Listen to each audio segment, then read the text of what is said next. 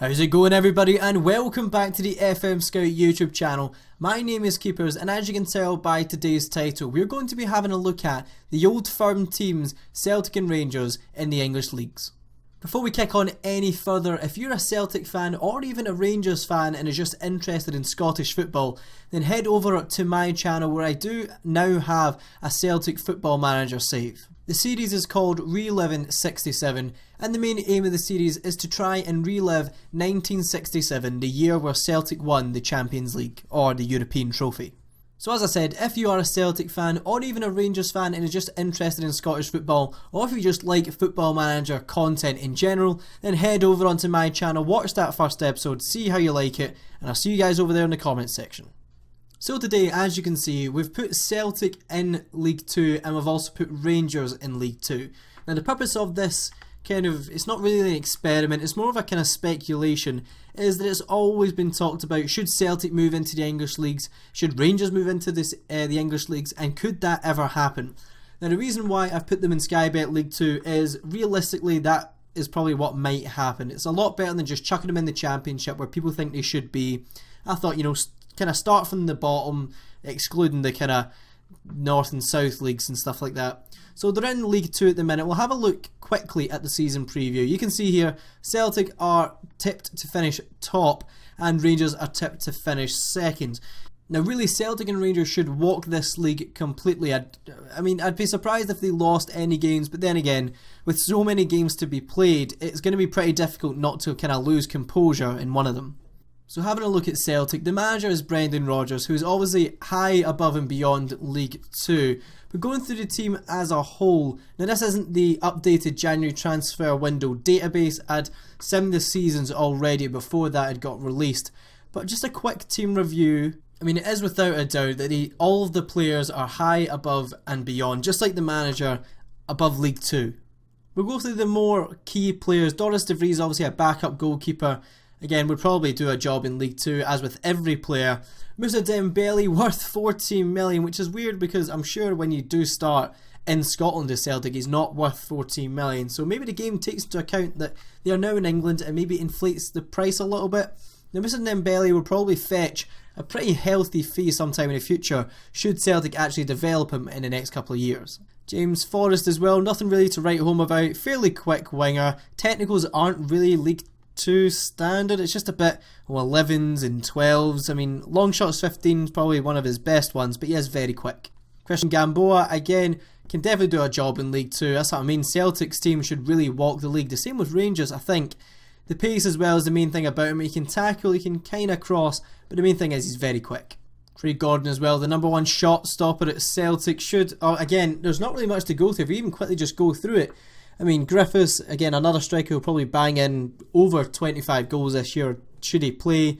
Mikael Lustig, one of the more solid right backs you'll see in Scottish football. Again, 15 tackling, 14 marking. I don't want to spend too much time on going through the team in depth because, a lot will change with the increased money in English football. You can probably see Celtic and Rangers spend a lot more money in the transfer window, but we'll just have to wait and see about that. So we'll just go through the more prominent players. Patrick Roberts, on loan from Manchester City, down in League 2, really should run riot. Very quick, very skillful for this league, can finish, he's got decent composure, off the ball is fantastic. I'm saying this, really, Celtic and Rangers probably shouldn't lose a game this whole season. Tom Rogic as well, very well rounded technically, can ping off those long shots all day long. Great first touch, can find a pass too, his composure is unbelievable. Anticipation, really, you could probably retrain him as a striker and he wouldn't be that bad. Simunovic again, very good centre half, fairly quick too.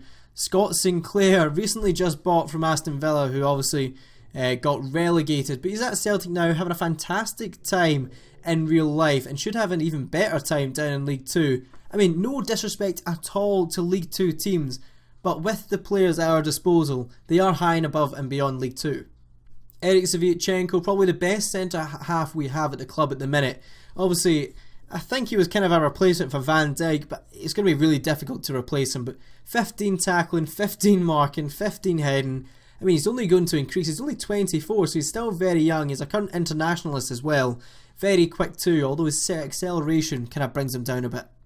Ah, the man himself, Kieran Tierney, probably one of the best left backs or young left backs in the game. He already looks like he's already fully developed. He's got that 14 tackling, 12 passing, 12 crossing, very good technically, even better mentally, and his physicals are pretty well rounded too. Very quick, 14 stamina, so he can run all game. He'll definitely be one where Celtic might actually just sell fairly soon on. He always gets bought by Liverpool. I've seen him getting bought from Liverpool all the time. Another man himself, Kolo Toure. Although he is a veteran centre-back and he's 35 years old, he does have over 100 caps for Celtic, for Ivory Coast. Still has great defensive stats, great mentals, but he's just a little bit slow. Christopher Ayer as well. All veteran FM players will know of Christopher Ayer. He is a wonder kid. Celtic managed to land him, which, as a Celtic fan, I'm so happy about. But again, another player where Celtic might actually just ship him off fairly soon to someone. I see him get bought by AC Milan all the time, but can develop into a quality defensive mid, centre mid. But Celtic are actually training him to be a centre back, so maybe in next year's FM18, he might appear as a centre back. Near Beaton as well, probably most definitely is the best passer in this league with 16 passing, 14 technique, 15 vision. Just one of those kind of deep line playmakers. He'll sit back, he can defend as well, and he'll just ping those passes for you all day long. Scott Brown as well, still going to do a massive job for the next couple of years. The only bad thing I found about playing Scott Brown is his 18 aggression and his 16 tackling. When you play him as a ball-winning midfielder, do expect him to rack up a lot of yellow cards and maybe even a few red cards this season. So that was the Celtic team, and now on to the Rangers team. Now the manager is still currently Mark Warburton. In real life that is not the situation at the minute. They're still looking to appoint their new manager, etc, etc. But you can see Mark Warburton tends to sign many youth players, fits players into a preferred tactic rather than fits a tactic into players, and you expect him to play some attacking football. So who knows, Rangers might actually finish above Celtic this year, but you can probably see Rangers to play some attacking football, so you might expect a lot of goals too, but maybe even a lot conceded. In terms of players, obviously, again, no disrespect to Rangers whatsoever, but I'm sure a lot of Rangers fans will tell you the same. Rangers team isn't as good as Celtic's. It's obvious, it's not an insult. But they do have Andy Halliday, who looks very, very versatile. He's a ball-winning midfielder. Again, a lot of Rangers players are probably going to be to a League 2 team, probably like 4 stars, 4.5 star players. Speaking of veteran centre-backs, he's an even bigger veteran, and that's Clint Hill with his 5 pace, 5 acceleration. Although his defensive stats still are really good, as well as his mentals. But again, the same issue with Scott Brown, that 18 aggression. You might see him get sent off once in a while, but he does have that good bravery, the determination. He's a fantastic leader too, but 37 years old, you can probably see him retire at the end of this season. Again, I'm just going through Rangers key players, and obviously I'm not a Rangers fan. I do watch a lot of their games, but if I miss out any of the key players, don't get upset. Obviously it's not the first team I follow, so I know a lot more of Celtic's key players than Rangers. We do have Lee Hodgson. I don't know if Rangers fans like him or hate him, but he is very good at tackling, very good at crossing. Kind of like Tavernier, although Tavernier's not quite as great defensively, but he can get forward and cross the ball, more of an attacking fullback, although he can fulfil defensive duties too. Jason Holt, a very, very decent attacking mid with the 14 passing, decent finishing and composure as well. You can see here he can play trequartista, an attacking midfielder, so he can make use of these finishing and composure. Maybe score a few goals. Off the ball is very good as well as his vision, so you can probably expect him to pick up a fair few assists this year too. Rob Kiernan, 25-year-old Irishman, he's on 6.5k a week. Again, still a quality defender for this league. 14 tackling, 12 marking, 15 heading, and he's fairly quick too with 14 pace and 13 acceleration. Niko Kranjčar as well, signed from Dynamo Kiev to Rangers. He is nearly match fit, although I'm pretty sure he currently has an injury at the minute. Please correct me if I'm wrong, don't take that as gospel. But he's very versatile as well, can play centre mid, can play on either wing, and can also play attacking mid. Again, an experienced attacking midfielder as the media describe him, 31 years old, 81 caps for Croatia. His technicals outshine his physicals anyway, and his mentals are, yeah, they're pretty decent. Here we have Barry Mackay, who's probably Rangers' brightest prospect at the minute. He can play on the right wing, but he can also kind of play attacking mid if you try and train him there. But I mean, I would say right now he's a very good winger. Very quick with 14 pace and 15 acceleration. Very skillful with the 16 dribbling and 16 first touch. And he can also finish a ball. That 14 finishing I mean, his technicals outweigh pretty much everything else. He can ping a shot, he can ping a pass, he can ping penalties, and he has the technique to do fucking pinging everything. Jeez, we're all about the veterans today, but we do have Kenny Miller, the 36-year-old, who, if you didn't know, if you don't follow Scottish football, you might not know, but he also played for Celtic down in 2006 to 2007. He only played 31 games, then he moved to Rangers, and he's having a pretty decent season right now. Again, not the quickest, but he still has decent finishing. Composure isn't great either, but his mentals do him a lot of service. Again, for those who do play FM, you might already know about Jordan Rossiter. In the earlier FMs, he did turn out to be very good, and you never know, he might do that again this year.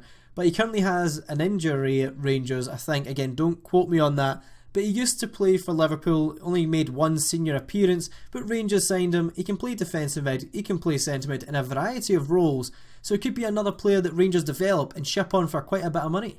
Oh, the amount of old players we're going through today. Felipe Senderos has played for a whole host of clubs: AC Milan, Arsenal, Everton, Fulham, Valencia, Aston Villa, Grasshoppers, and now Rangers. Again, they've not got the quickest centre-backs in the world. If you're playing Felipe Senderos and Clint Hill at the back, expect to have long balls over you all day long. We can play sweeper, which is a very rare role you see players being even unconvincing in. But again, defensive, he's pretty decent for this level. 13 tackling, 14 marking and 15 heading. We spoke about James Tavernier a little bit earlier. Really, I don't understand why his primary role is right back. I would maybe see him as even as a right winger. I mean, take out his tackling. If I just cover that with my mouse, he looks like a fairly decent winger, but he plays right back. Rangers fans' biggest problem with him is he's not great at defending, and you can see it with his 10 tackling. Although his free kick taken is 17. I've seen him bang in fair few free kicks in the past couple of years. Again, very technical player. Could maybe see him move on for a little bit of money should he put in some good performances. Martin Waghorn, you can maybe expect to be Rangers' starting striker. Although you do have three strikers. You have Joey Garner, Martin Waghorn and Kenny Miller. But who will play, we're not quite sure. He came in from Wigan. Not the quickest, although he is fairly strong with 14 strength. He's got 14 finishing too, and his technicals are a lot better than his mentals and his physicals. But will you see him score a lot of goals? We'll just have to wait and see about that one. Lee Wallace, again, has played a lot against the Rangers, 156. He was with Rangers through the kind of dark years of going back into League 2, League 1, then the 2 seasons in the Championship. So you could see Rangers fans do have a good affinity towards him. He stuck with him through the bad times, and now he's back up in the Premiership. He's a fairly solid left back in the game. 13 tackling. He can pretty much do everything at a fairly standard level. Obviously, I'm not sure. Well, obviously, I know why Joey Barton's still in the Rangers squad, because the team hasn't been updated yet. Can you see him play for Rangers this year? Probably most definitely with those good technicals and mentals. But you can maybe see him move on to the end of the year.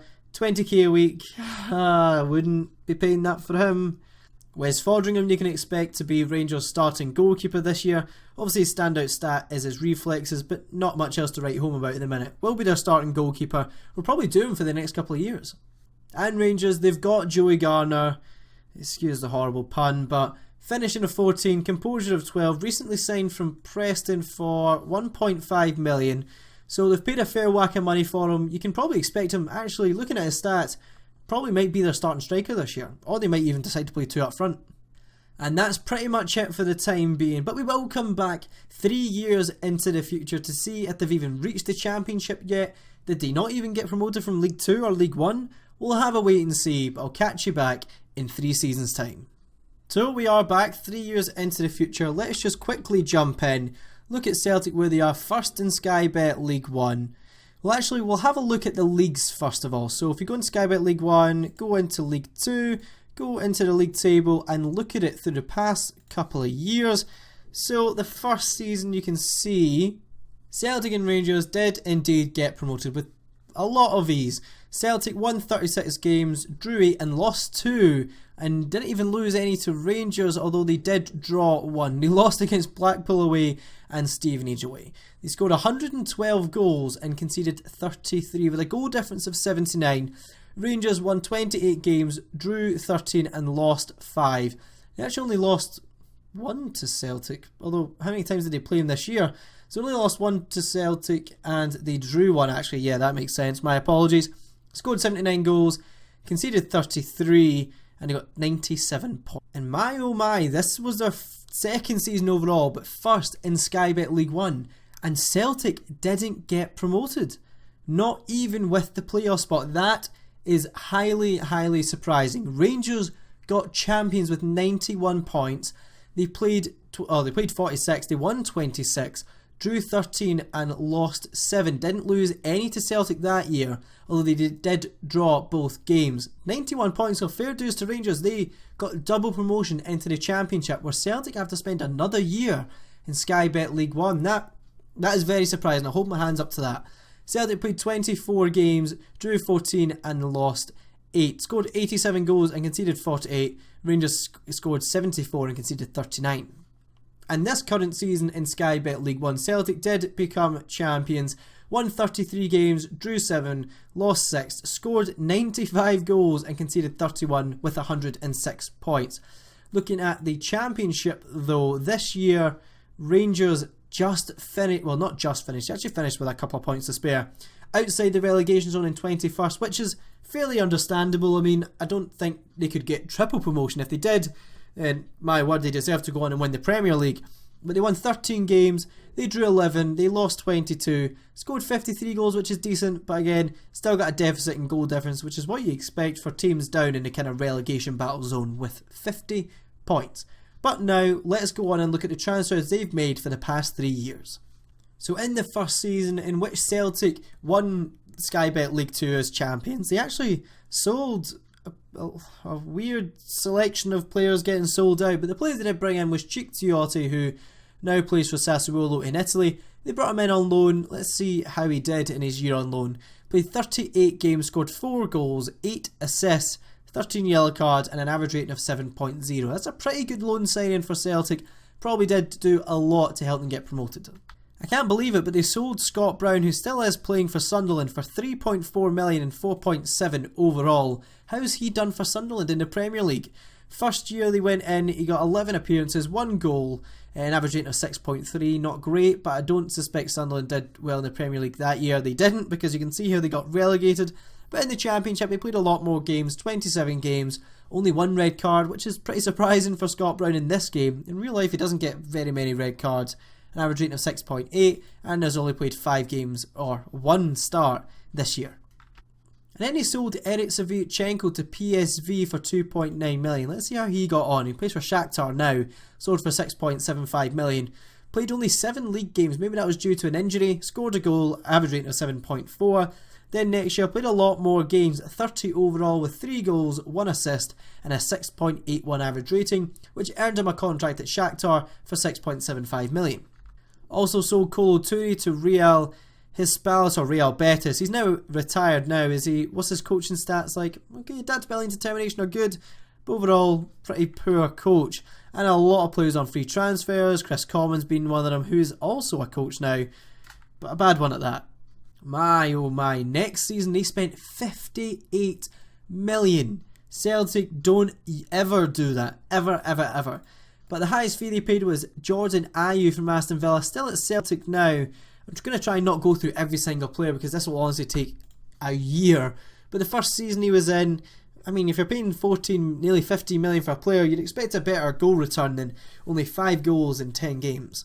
Then the next season he actually, well, the money sort of paid off. You probably could have got some decent return for someone a lot less expensive. Overall, 35 appearances with 22 goals, 9 assists. Pretty good year for him in League 1, and now they're promoted into the Championship. As well, they got Damani Gray from Leicester. He's now into Everton. Sold him for 11 million. Only had him for that 1 season. Not too fruitful, but other ones with high transfer. Alex Pritchard from Norwich, who's now at Burnley. Again, only kept him for a season. Bought him for 9 million. Didn't have a great year. Sold him for 6.5. So had a loss on that. Who else did they sign? Stefano Kaka from Watford, now playing at Cardiff. They're probably just 2 seasons, technically 1. 20 games and 10 goals is not bad for a striker. Sold him for 4.1 million. Again, making some losses, which isn't great. I should probably stop filtering this. Fabian Delph, boo, still at Celtic now. Has he played a lot of games? Yeah, 25 games and 35. I won't do this for every single year, but just to kind of the top players that have signed. David Button, Joe Campbell from Arsenal. He's now at Guangzhou for 20 million. Did he sell him for a lot? Sold him for 14, that is great. He did have a great season, 2 seasons at Celtic, so no wonder they sold him for a lot of money.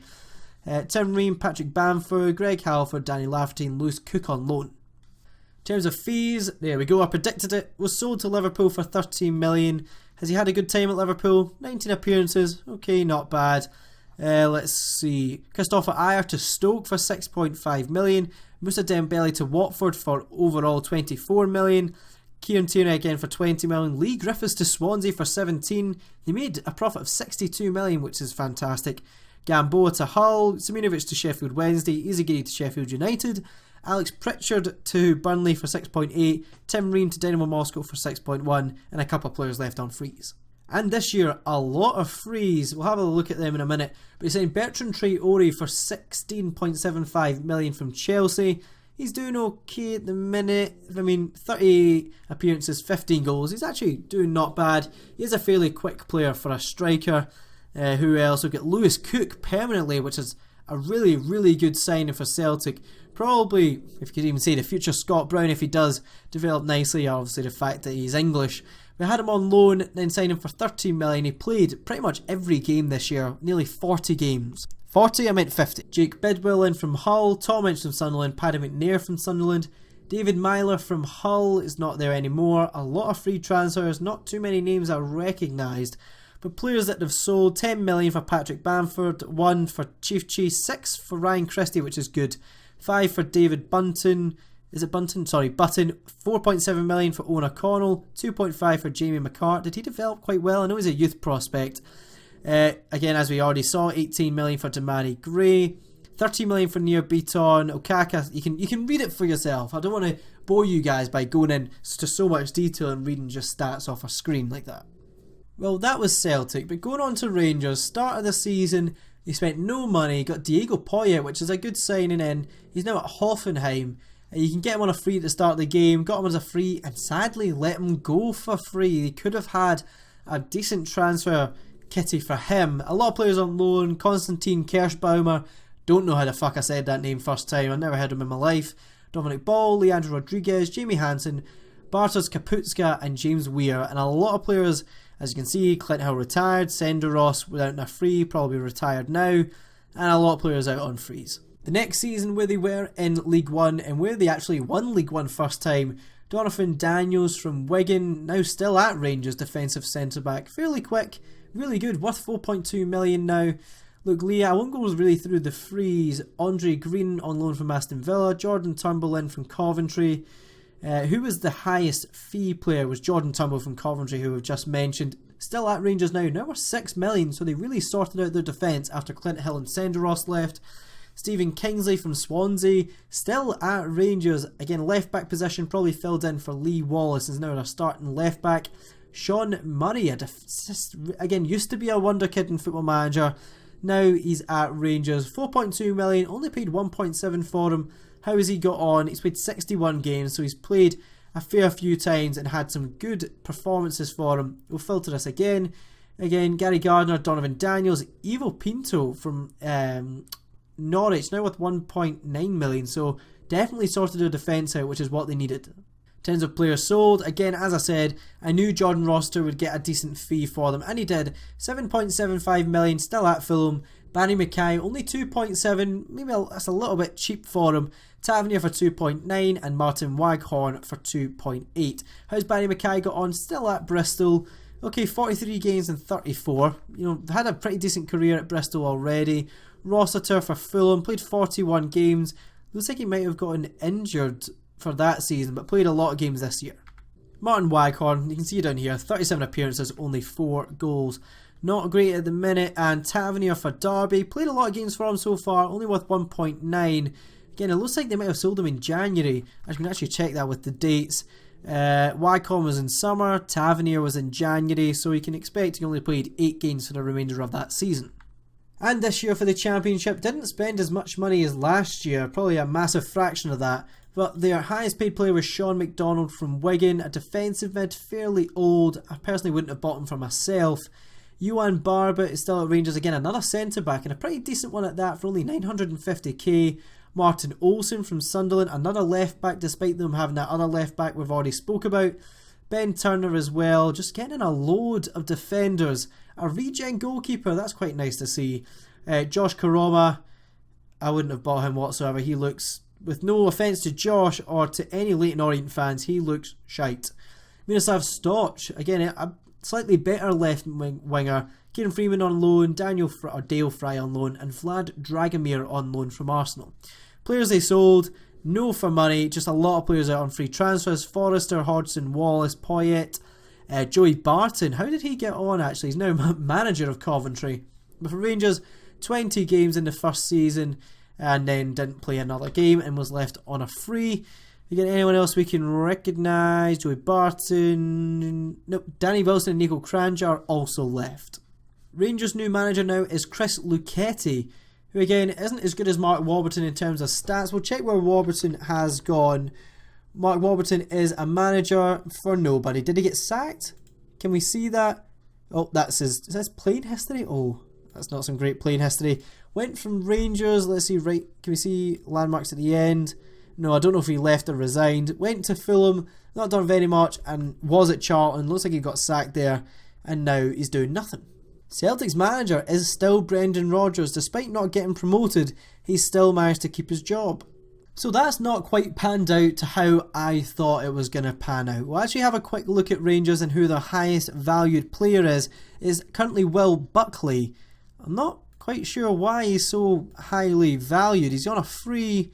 His stats don't really suggest worth 7 million. Jordan Turnbull, Gary Gardner, Miroslav Stoch. And for Celtic, their highest valued player at the minute currently is at 16 million, Jordan Ayew, mainly because he did score a lot of goals last year, but he also was paid a hefty fee. Lewis Cook as well. James Forrest is 9 million, jeez. Bertrand Traore, Tom Ince and Cal McGregor. Now, so that is it for the first episode. Well, I'll go on to speak about the FM Scout website in just a second, but I can't believe this is how it's turned out. Celtic didn't get double promotion, which is highly surprising. I'm not quite sure why. But they will be in the Championship next year with Rangers. So now they are back on level playing field. But will Celtic go on and do better than Rangers next year? Now, there's going to be multiple parts to this. Next episode, I think we'll only go through one season in depth to see how they get on in the higher divisions of the Championship. And will they get promoted to the Premier League? And before I finish off the episode and go on to speak about the FM Scout website, if you have enjoyed this episode, then obviously leave a like, comment on whatever you want about this, any improvements you guys want us to make, anything you can criticise on us for, or even praise us for, because we do really like hearing positive feedback from you guys. Also, if you are looking for a new Football Manager save, and primarily if you are a Celtic fan, or a Rangers fan, or just a fan of Scottish football, then head over to my channel where I've started a Celtic save called Relive in 67. But until next time, finders keepers, losers weepers. So guys, now we're on the FM Scout website. If you haven't visited the website, then please go over and do. The link will be in the description. We offer a whole host of things about Football Manager. You can see at the toolbar, there's scouting, the FM 17 Wonder Kids, best coaches, free players and bargain buys, Club Finder. If you are struggling to find out who to manage, then FM Scout will sort you that out. Stories as well, people come on and talk about their saves. You can download tactics, you can share your tactics, and you can even ask for advice on tactics. You've got so many add-ons. There's a real name fixes, logo packs, everyone loves the face packs, some nice skins, the kits, databases, and if you're still playing FM16, there's still downloads for that. Tools as well, if you're into using Genie Scout or the FM Scout editor or the Mac Assistant or the pre-game editor, then FM Scout offer all that too, as well as a lot of guides if you are new to the game and want to get a little bit better and maybe get that little bit ahead of your friends who you're currently playing Football Manager with. Also, help guide on how to fix common errors like crash dumps, etc. We've got the blog. You can become a member, and we do have a lot of football views, our fantasy league. We do live stream, and there's also video highlights from the FM Scout YouTube channel. Also, if you scroll down, there are a lot of things, a lot of player reviews here, the news, the tactics summary, new latest updates from the downloads. You've got a whole host of stuff. You can see videos here, how to search for regens by Bood. So really, once you get on the FM Scout website, you will find yourself coming back for more and more and more. But as I said, if you have enjoyed this episode, then please leave a like, comment whatever you want, and that's finders keepers, losers weepers.